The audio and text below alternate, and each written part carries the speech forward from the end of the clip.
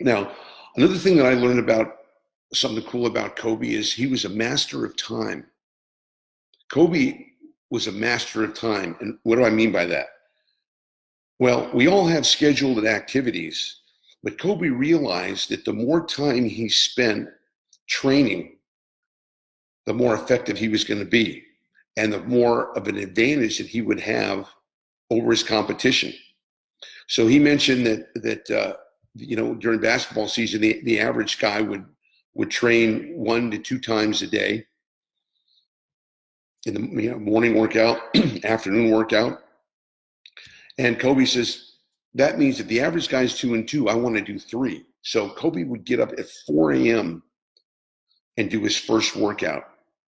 So while the normal guy would get 2 workouts, so that's 2 workouts a week times 7.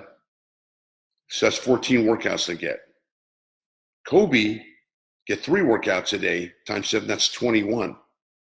And over time, the gap between 2 workouts and 3 workouts started to get huge. And he said, that's where I left my competition behind. I was willing to do more and to go out of my comfort zone and to be able to rack up more training sessions, more exposure to working on my fundamentals, working on my weaknesses than the other guys did. So why am I head and shoulders over most of the other players? Because I train more than they did. Because while they did 2, I did 3. And over time, we're talking about he had hundreds of hours per year more than the other guys who did what was expected of them. So that's where he had the major advantage by being able to use time wisely. And the second thing he mentioned, he says, I never did anything that I didn't feel was going to get me towards my goal. He says, I wouldn't spend time, goofing around and, racing cars. And as he says, I have a lot of interests, but I knew in order for me to achieve excellence, I had to stay focused. I couldn't let myself get distraction. And distraction is the enemy coming as a friend. Wow, that really rang my bell. Distraction is an enemy coming as a friend that says, skip training for today. Let's go to the beach, or you could just do 2 sessions today instead of 3, or let's go out drinking and celebrate and have a good time. Like the friends probably would enjoy doing that, but that's not on the program. And he didn't have time for that.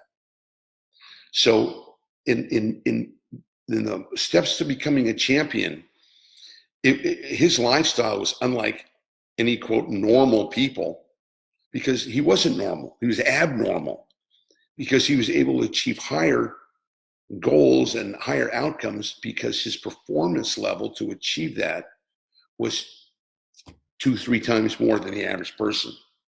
So using time wisely, using the whole day. I mean, he thought in terms of, there was no, work from 9 to 5 and I quit. He used the morning, the afternoon, the early evenings, the late evenings, the middle of the night, the early mornings, etc. You figure, when did he sleep? Well, I'm sure he did. He found a way to do it. He's probably, sleeping when the rest of us are kind of kicking back after a hard day's work. And then he's up 4 o'clock. Guy's up at 4 o'clock in the morning taking a workout. Kind of extreme, but that's high performance. And that's something that was pretty impressive, using time wisely.